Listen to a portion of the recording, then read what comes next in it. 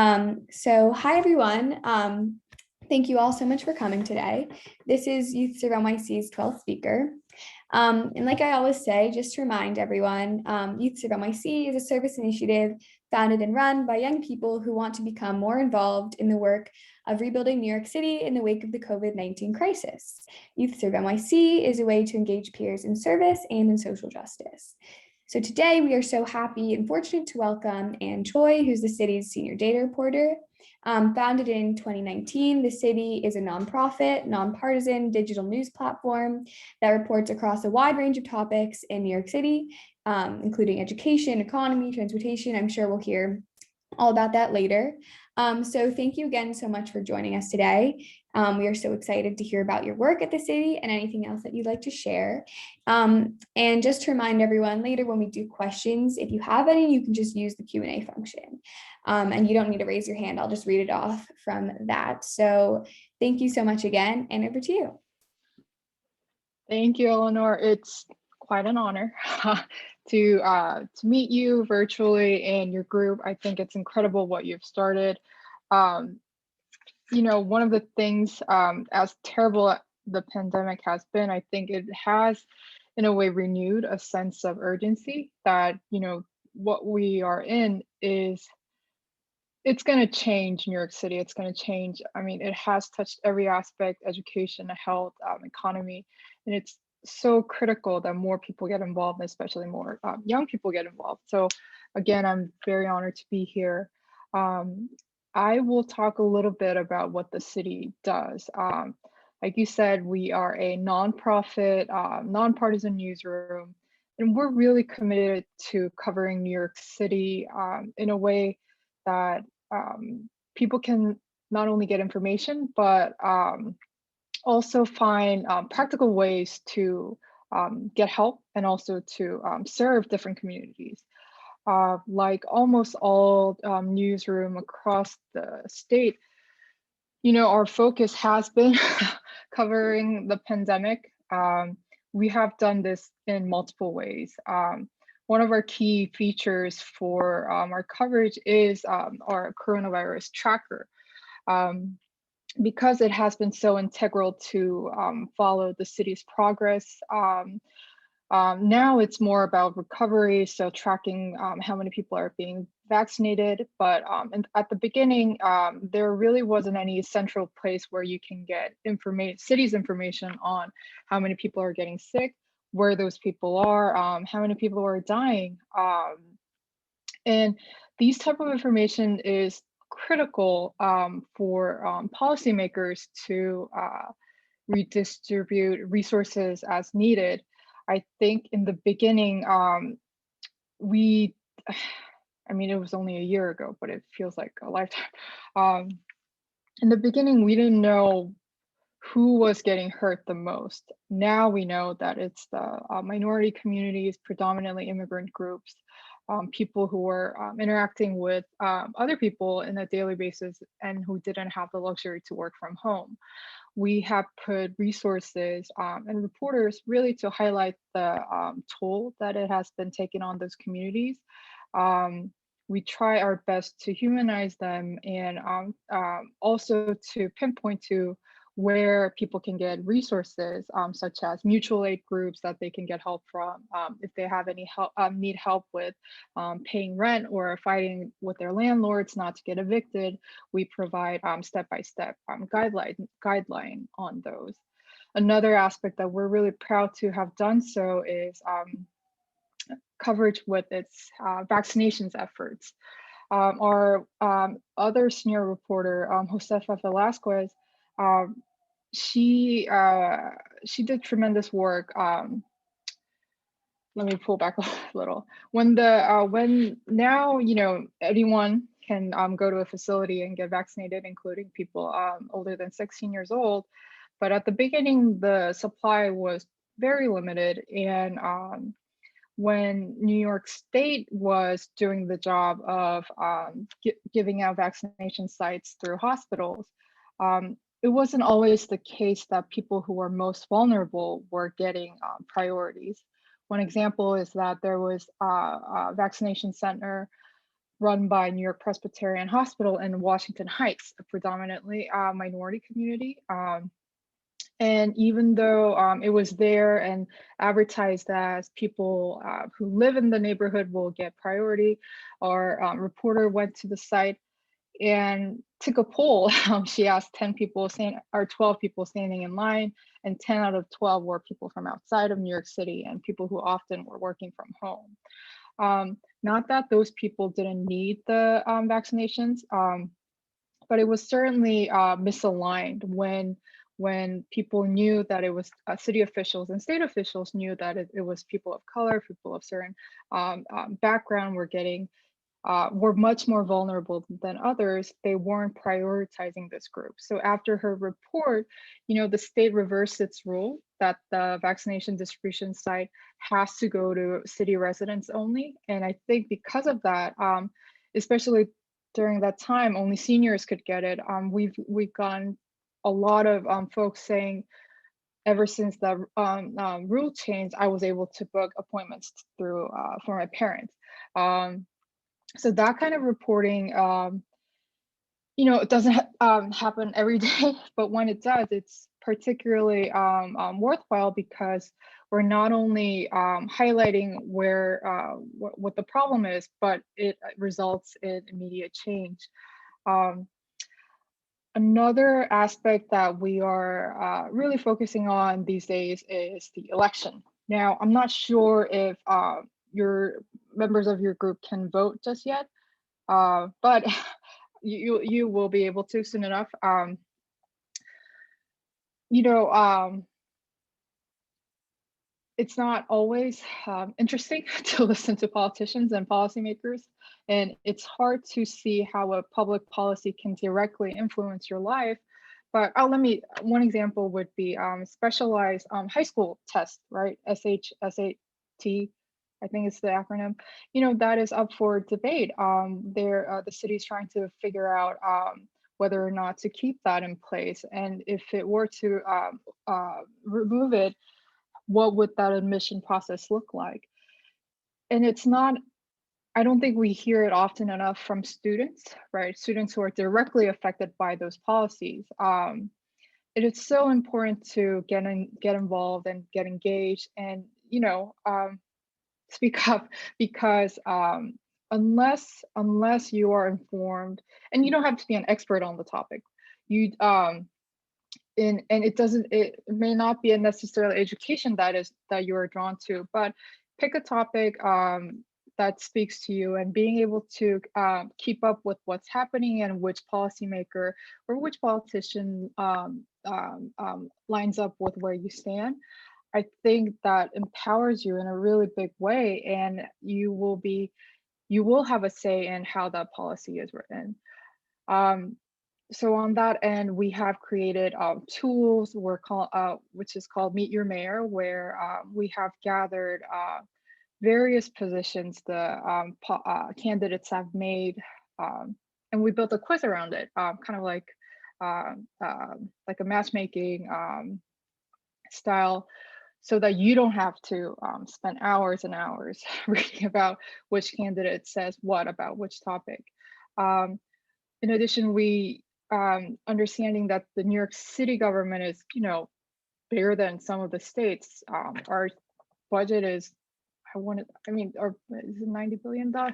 Huge amount of money. And there are a lot of levels of government that seem obscure and don't really get covered as much as they should, but hold an enormous power in shaping the roads, shaping, again, education policies, to where should new buildings go, or whether or not bike lanes should be expanded. So we try to break down different levels of government and really illustrate ways that you can get involved. Even if you can't vote, there are certain positions such as community boards where you, as a young person, can get involved. So that is another topic that we are putting resources in. As a data reporter, for anyone who might be interested in this career, or where numbers speak to you in a way, in addition to traditional reporting, which is considered, talking to folks, talking to experts, talking to residents, policymakers, and try to gather information on why certain thing is happening, how it's affecting them, what are the possible solutions. Data also provide a valuable insight as to specific trends that one person alone cannot tell you. For example, I recently wrote about number of immigrants going down in New York City.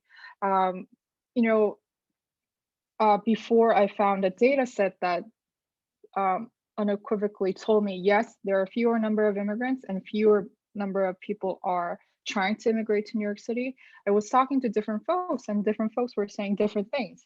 For example, an immigration attorney was telling me, no, business as usual, everything's great. Whereas other immigrant actually told me, you know what, I had plans to bring over my families, but I'm not gonna do it anymore. A particular Asian American group were getting concerns like, especially with regards to anti-Asian attacks in New York City, they were hesitant to pursue this path. So while people can tell you and provide a certain perspective, numbers can do that in a way that is equally valuable, but also at a time more authoritative because it represents a lot of events, a lot of people's point of view. So that's my primary job at the city. Reporters are famously known for hating math, but and data reporter doesn't require you to be really good at math. In fact, I'm not a fan of math, but being able to have numbers as a tool that um, that does expand your story that few people alone can provide. Um, yeah, so that is the summary of what I do and what the city does. Great, thank you so much. That was great. So I'll start asking some, and then if people have questions along the way, they can ask some as well, but I'll get started. So the first one's more about you, but how did you first get involved with the city, and also more generally, why and how did you become a journalist? Well, I grew up in South Korea. I am an immigrant. And when I was trying to learn English, I read a lot of Time magazine, and I thought, the writing was cool. The way reporters wrote was cool, but more appealing to me was that this notion that you could learn a lot about one topic, talk to interesting people who know a lot more than you do on the topic, and then move on. You can pick up another topic for another story. So that aspect of being able to learn a lot of things and get paid doing it, that was really appealing to me. So I pursued a journalism degree. I went to school in University of Texas at Austin. From there, I had a couple of internships in Austin and in Miami, and out on Long Island most recently. I worked different jobs, but even though I got to live in many cool cities, New York City, I think, is by far the coolest. I love, just the scale of the city, the people, the energy, and diversity. In New York City, I don't think it's a concept. It's a reality everywhere you go. You get to meet different people from different parts of the state, different parts of the world. I found that really appealing. So I made it sort of a goal since my visit in New York City, my sophomore year in college. I said, this is where I want to live, this is where I want to work. So with different jobs, fully knowing that, I wasn't in New York City, I was in Miami, I was in Long Island, I made it to a goal that this whatever stories I write, this is going to be later a portfolio for me to help me get my dream job. And the city, like you said, opened in 2019, and I joined fall of 2019, a great opportunity came up. They wanted to hire a data reporter, and I raised my hand and got lucky, and have been able to work alongside some great people and do good work. Yes. Thank you. Okay, so the city describes itself as a digital news platform. What do you think some of the advantages or disadvantages of an online versus print newspaper are? Well, great question. Well, the print newspapers, they haven't exactly figured out how to make money in the age of digital advertising and digital subscription, online news area. So I think being online gives us the flexibility to produce content or write stories without having to worry about like the printing costs or the delivery costs, the costs associated with being a print organization. With that said, I think that limits our reach of audience, right? Not everyone is plugged online as much as we are. I think we need to, as a digital organization, we need to do more to reach certain audiences that might not traditionally consume news in this way.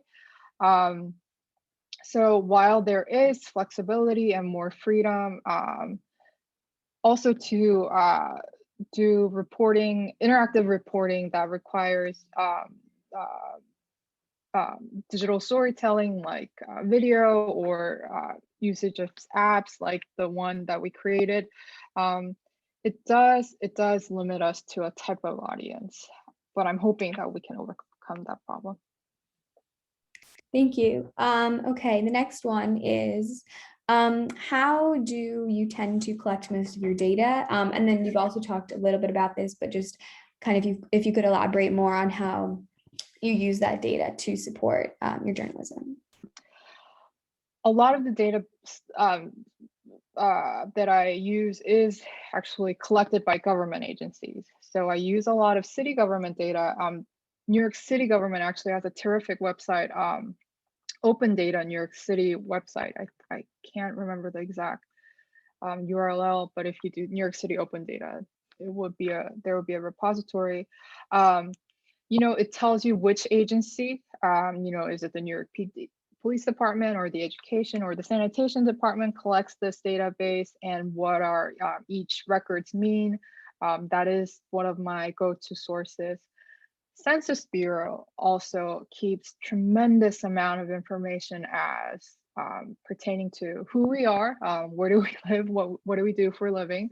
Because a lot of the stories that I do is essentially about people. So whenever I use numbers that I want to report on or that I want to contextualize, I often find myself going to Census Bureau's website to see, okay, how many people have moved here, especially when I was covering outbreak of coronavirus. As soon as the city released the number of cases by zip codes, I went to Census Bureau data to see the demographics of of this neighborhoods, and sure enough, it was high in immigration, but also there were a lot of essential service workers at the time. You could say, in hindsight, that's obvious, but it's hard to know categorically that's true without a data set. So those two are some of the sources that I use. Great. I'm going to ask a few more and then I'll get to one in the chat. But so the city clearly focuses on New York City, reporting local news across the 5 boroughs.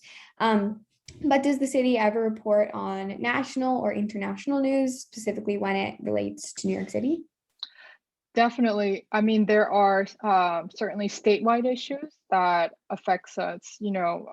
What Governor Cuomo does or what the New York State does is intrinsically connected with how it affects our everything, our economy, our every aspect, how we do business and all.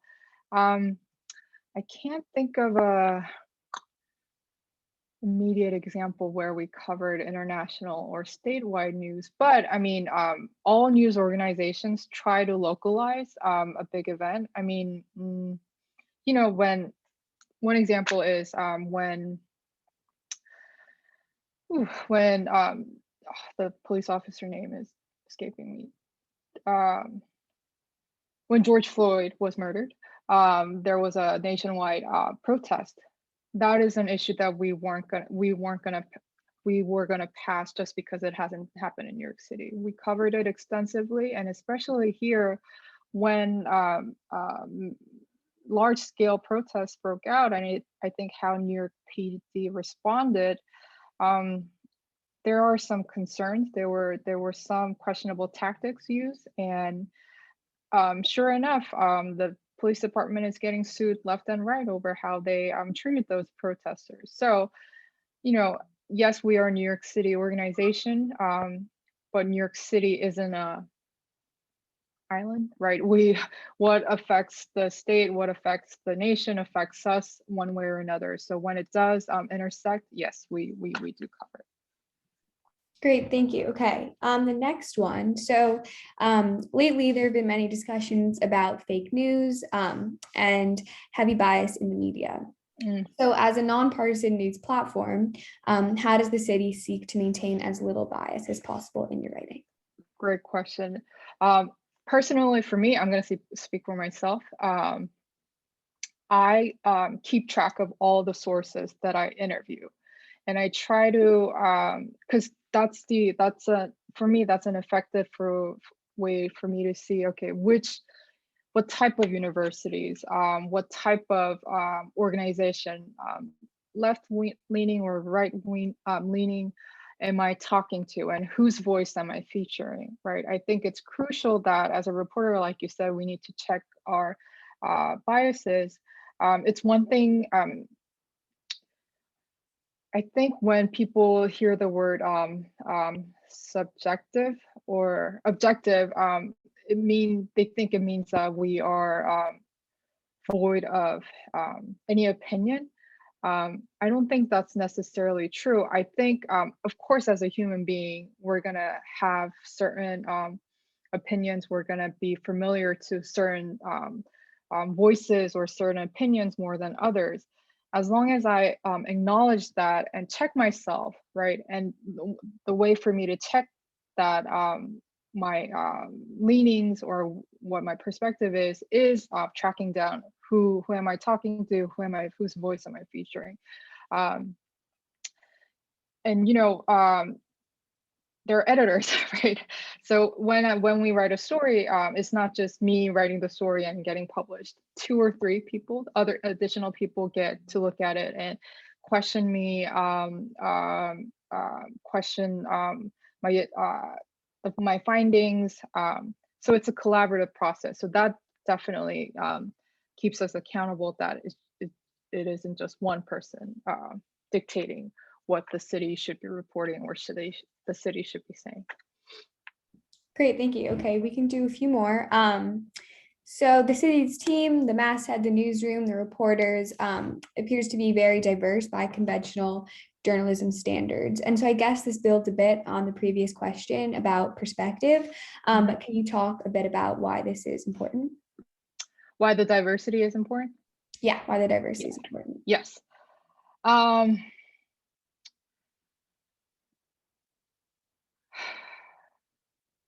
I mean,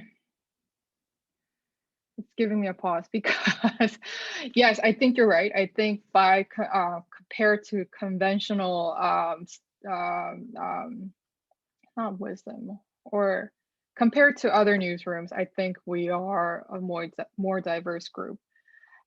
We're still not as diverse as New York City. I think it's very important that a news organization should be in tune with the government community that it covers. And what better way to do that than to have people of the same background? I think it's there's a lot more work to be done, not just us, but everywhere else. I think leadership of a newsroom should be more diverse, not just the staff, because the decision makers, when a when diverse voices do get to have actual power as to who they hire or who they cover or what topics should be highlighted, I think that's when meaningful changes happen. Um, why is diversity important? Uh, I think it's extremely, extremely unhealthy and dangerous for one group to have a say in, again, what should be covered, whose voices should be elevated. Um, there's no one group that is particularly smarter than others, right? There is no one group that is particularly fairer than others, right? So the more we include uh, the more diverse backgrounds that we include and give power to be important, I think the better off everyone is. So yes, we were at a good place, but a lot more to be done, and we are striving to achieve that. Great, thank you. So I think we have time for one more. And so we're just wondering, what is your advice to young people like us who want to get involved in more public service work? And in your opinion, what are the best ways to do this? And what advice do you have to people who are very committed to the city and to vulnerable New Yorkers? Oh, yes. I mean, kudos to you again. The fact that you're here listening to me, the fact that you're part of this group, I think just is so much more mature than I was when I was in high school. Um, um, you know, the from when you get involved, from when you get interested in a topic, I think you're gonna hit a point where you get disappointed, for lack of a better term, disappointed that not enough people care, disappointed that your power is limiting, disappointed that what you're doing is not as effective or efficient as you would like to be. And that step of disappointment is so necessary for you to achieve greater things. I really hope that it's not going to feel like it at the moment, but I hope that you take that moment of despair as a sign that I am doing the right thing, because any good thing, any worthwhile thing isn't easy to achieve. So um, I would I would say, take heart. So corny, but just know that it's not going to be easy, and that when it's not easy, you're going to reach out to other people. You have your group. You're going to talk to other civic leaders or experts or anyone else who is interested in the topic as you are. And I hope you find solidarity in that. And just know that it's a long game. And along the way, you're gonna find you're gonna learn a lot of things about you. Hopefully many of them are good things, and when it's not, just that itself is a valuable lesson. You might even find out the topic that you thought you were really interested isn't the topic that you want to devote your career to, and that's great. The sooner that you realize that, the better you are, because very rarely a person gets it right away. And I think you have technology at your disposal. I think it's incredible that you can find any community pretty much on any topics, and you are able to organize in a way that was extremely hard to do in the 60s and 70s.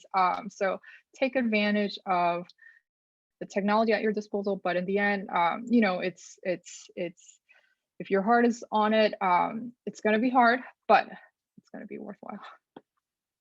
Thank you so much. And thank you to everyone who came. And so there is a recording that will be posted.